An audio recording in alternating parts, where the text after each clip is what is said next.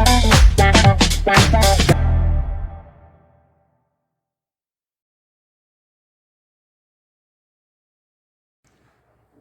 Students, chemical reactions and equation part 6।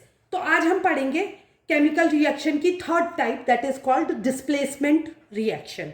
तो displace करना मतलब किसी की जगह को, प्लेस को चेंज कर देना, दैट इज कॉल्ड, किसी को उसके प्लेस से निकाल देना। तो किसको? तो यहां पर को हम रिएक्शन में पढ़ेंगे जो एलएचएस में रिएक्टेंट होते हैं, उसमें एक रिएक्टेंट दूसरे रिएक्टेंट की जगह ले लेगा, that is called displacement reaction. तो जगह कैसे लेगा? तो इसके लिए हम सिंपल एग्जांपल लेते हैं। अगर आपको किसी को उसकी जगह से हटाना है, सपोज आप एक कुर्सी में बैठे और आपके बाजू में दूसरा कोई बंदा कुर्सी में बैठा है, बट आपको उस कुर्सी में बैठना है, तो आप उस बंदे को कब हटा पाएंगे? जब आप उससे ज़्यादा स्ट्रांग होंगे। अगर आप वीक होंगे तो आप उसको डिस्प्लेस नहीं कर पाएंगे। सिमिलरली जब रिएक्टेंट में एक मेटल दूसरे मेटल से ज्यादा पावरफुल होता है, ज्यादा रिएक्टिव होता है, तो वो दूसरे मेटल को रिमूव कर पाता है, अदरवाइज नहीं। तो इससे हमारा क्या कंक्लूजन निकलता है कि अगर हमको डिस्प्लेसमेंट रिएक्शन समझनी है तो हमको क्या समझना होगा? रिएक्टिविटी सीरीज पता होनी चाहिए। तो यहां पर को सबसे पहले मैं आपको रिएक्टिविटी सीरीज दिखाऊंगी मेटल्स की, जो 9th और 10th क्लास में आपको जानना नेसेसरी है। तो यहां पर को एलिमेंट्स है, मेटल्स है। सबसे मोस्ट रिएक्टिव मेटल कौन सा दिख रहा है? के, यानी कि पोटेशियम। उसके बाद sodium, calcium, magnesium, aluminium, zinc, iron, lead, then hydrogen. बीच में एक नॉन मेटल है, ये एक क्या है? गैस है। उसके बाद copper, mercury, silver, then gold. तो ये है आपकी रिएक्टिविटी सीरीज। इसमें ये हाईली रिएक्टिव है, then medium reactive, and then low reactive या लीस्ट रिएक्टिव। आपने गोल्ड को देखा होगा, आप गोल्ड के ऑर्नामेंट्स पहनते हैं तो उसका कलर फेड नहीं होता है। क्यों?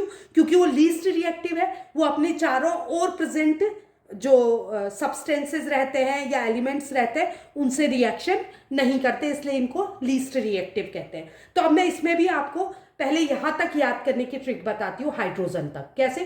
केदार, के, नाथ, Na, का, Ca, माली, Mg, आलू, Al, जीरा, Zn, फीका, Fe, पकाता, Pb है।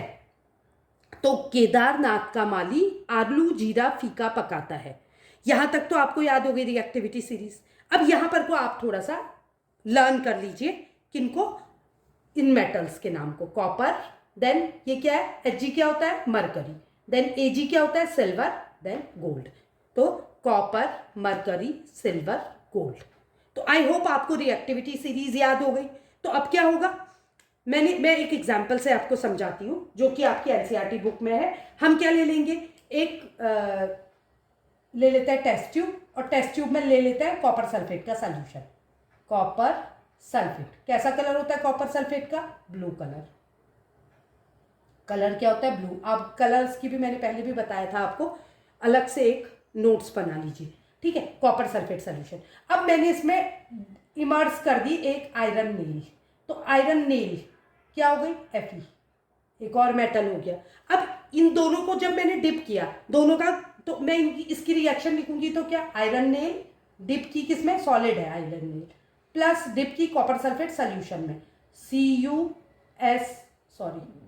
CuSO4 एक्वस में। तो ऑब्वियसली क्या होगी? रिएक्शन होगी। अब हम सर्च आउट करेंगे कौन ज्यादा रिएक्टिव है। आयरन देखिए रिएक्टिविटी सीरीज में कॉपर से पहले है, तो ऑब्वियसली आयरन ज्यादा रिएक्टिव है इन कंपैरिजन टू कॉपर। तो ये क्या करेगा? आयरन रिप्लेस कर देगा कॉपर को। तो हमारा रिजल्ट क्या निकल जाएगा? रिएक्टेंट्स क्या बन जाएंगे? हमारा आयरन सल्फेट बन जाएगा, आयरन सल्फेट, प्लस ये क्या होगा? ये एक्वस सॉल्यूशन बनेगा, प्लस कॉपर सॉलिड फॉर्म में बच जाएगा। तो यहां पर को क्या होगा? जो कॉपर सल्फेट जो सॉल्यूशन था उसका कलर क्या हो जाएगा? फेड हो जाएगा। क्यों? क्योंकि इससे कॉपर रिमूव हो जाएगा, तो कॉपर का कलर रिमूव हो जाएगा, ब्लू कलर जो होगा लाइट हो जाएगा, और जो आयरन नेल है वो ब्राउनिश हो जाएगी। आई होप आपको डिस्प्लेसमेंट रिएक्शन का ये एग्जाम्पल समझ आया होगा। मैं एक और एग्जाम्पल देती हूँ, Zn, सॉलिड फॉर्म में, जिंक को ले लिया हमने सॉलिड फॉर्म में, plus copper sulphate CuSO4 aqueous. ये जरूर लिखना, अदरवाइज आपके मार्क्स क्या हो जाएंगे, कट हो जाएंगे। ठीक है, तो क्या हो जाएगा, अब आप देखिए जिंक रिएक्टिविटी सीरीज में कॉपर से पहले है, तो ऑब्वियसली जिंक क्या कर देगा, रिप्लेस कर देगा कॉपर को, तो क्या बन जाएगा, जिंक सल्फेट बन जाएगा एक्वस, प्लस क्या बच गया, कॉपर सॉलिड। एक और एग्जांपल लेते हैं, लेड ले लेते हैं Pb सॉलिड फॉर्म में, प्लस कॉपर क्लोराइड, ये ले लेंगे हम एक्वस, तो बन गया क्या।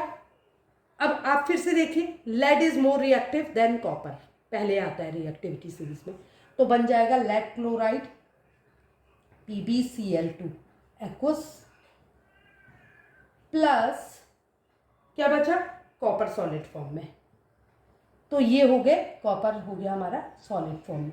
तो ये क्या हो गया, डिस्प्लेसमेंट रिएक्शन के एग्जाम्पल। क्यों बोला इसको डिस्प्लेसमेंट, क्योंकि मोर रिएक्टिव मेटल ने लेस रिएक्टिव मेटल को डिस्प्लेस कर दिया, जैसे यहाँ आयरन ने कॉपर को डिस्प्लेस कर दिया, जिंक ने कॉपर को, और यहाँ लेड ने कॉपर को डिस्प्लेस कर दिया।